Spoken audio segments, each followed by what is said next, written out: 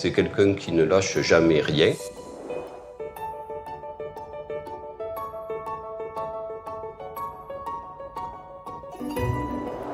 Ses plus grandes qualités, c'est la combativité. Je suis fan de Murakami, mais avant tout, je suis chercheur, je travaille dans le domaine de la toxicologie et mes recherches portent plus particulièrement sur les effets des mycotoxines, à la fois chez l'homme et chez l'animal. Les mycotoxines, comme leur nom l'indique, c'est des toxines qui sont produites par les champignons. C'est des contaminants naturels très fréquents et on les retrouve environ dans 50% des denrées. Ces contaminants constituent donc un risque potentiel important à la fois pour l'homme et pour l'animal. Quand je suis arrivée, la première chose à laquelle je me suis intéressée, c'est les effets de ces toxines sur le système immunitaire, mais aussi si ces toxines pouvaient avoir un effet sur la réponse vaccinale. Une deuxième partie des recherches qui a été effectuée a été de regarder quels étaient les effets de ces contaminants alimentaires sur l'intestin, puisque c'est la première barrière qui va être en contact avec de tels contaminants.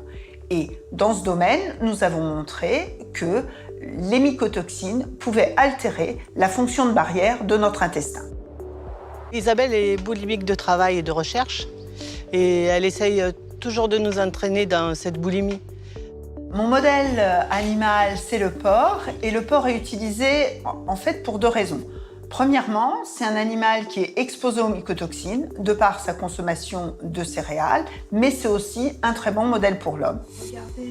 C'est quelqu'un qui est très déterminé, visionnaire.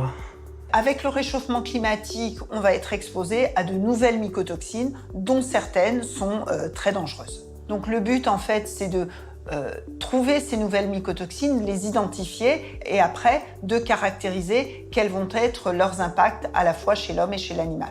Si j'avais deux objets emblématiques à choisir, ça serait les petits cochons et les moisissures. Elle ne s'avoue jamais vaincue.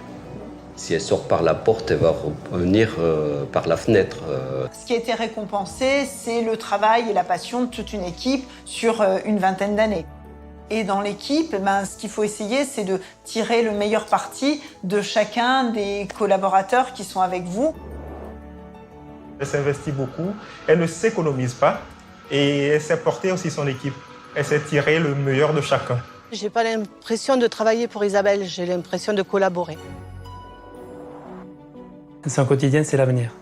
J'ai la même passion depuis 30 ans que j'ai commencé à faire de la recherche et j'ai l'impression d'être une éternelle étudiante, toujours en train de découvrir des choses. Mon ambition, c'est tout simplement de continuer à vivre de cette passion.